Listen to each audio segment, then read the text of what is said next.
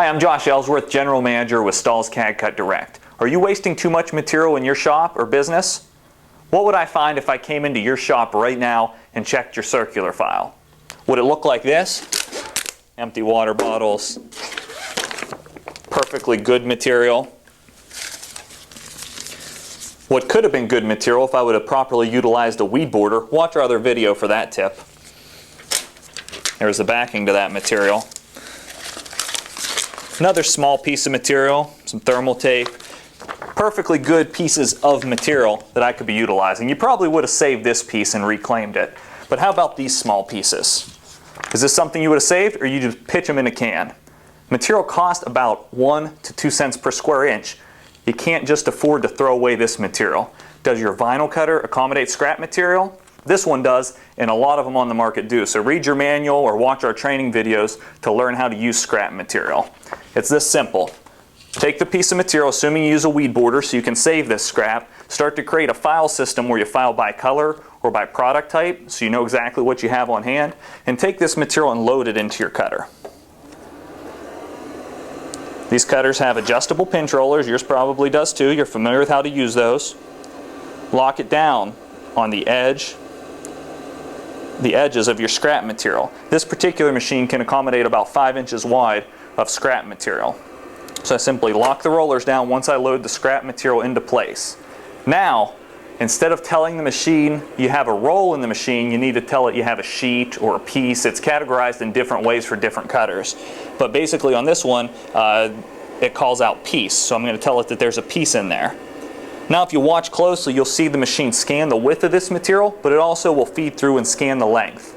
If you've accidentally hit the piece or the sheet function when you had a roll in, you probably remember it because the whole roll shot out at your feet as you were standing at the cutter. But now it's measured those dimensions, and it reads them out on screen. So if I'm hooked up with a parallel or a serial port, I can simply go into the software and punch in the dimensions on the screen. That's my cuttable area on this particular scrap piece. If I'm connected with a USB connection that has two-way communication from software to cutter, cutter to software, I can actually get the size directly from the machine. So I'll go and get that size from the machine in the software right now.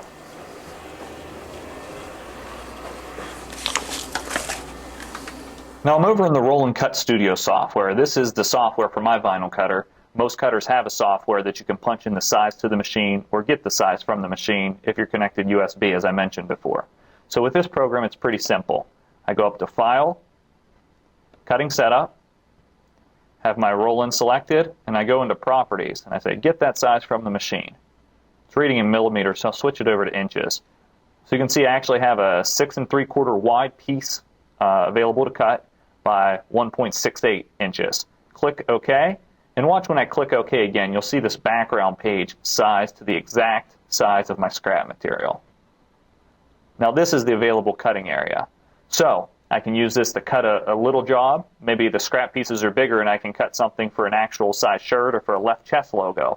Or worst case scenario, I can just cut a promo design, heat press it to a mini t-shirt, and drop it in the customer's next order so they can see a new finish or a new type of material that I offer. So I'll just type in sample here to show you a sample cut.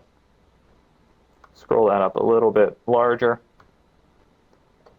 Of course, I want to mirror it since I'm applying to apparel, and then send it over to my cutter, and it'll cut right on my scrap piece of material.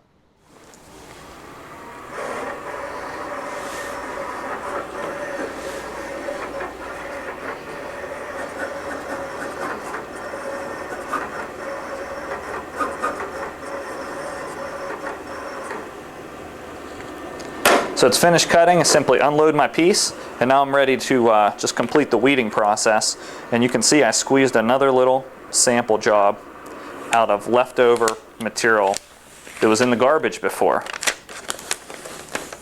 This is basically free because before you used to throw this away, or used to incorporate it into the cost, hopefully, of your other designs that you produced on this particular job. So I finished weeding away the pieces.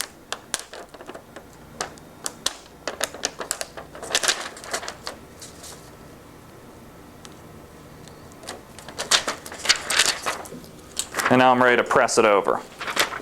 Like I said, you can get a mini t-shirt, heat press it onto that as a sample. There's numerous things that you can do. This is large enough for a youth size shirt, or I could have utilized more of the space and done an adult size shirt with a left chest logo. So that's utilizing scrap material. So dig in your circular file, get underneath the water bottles and all the mess, and dig through and see if you're wasting too much money on wasted material.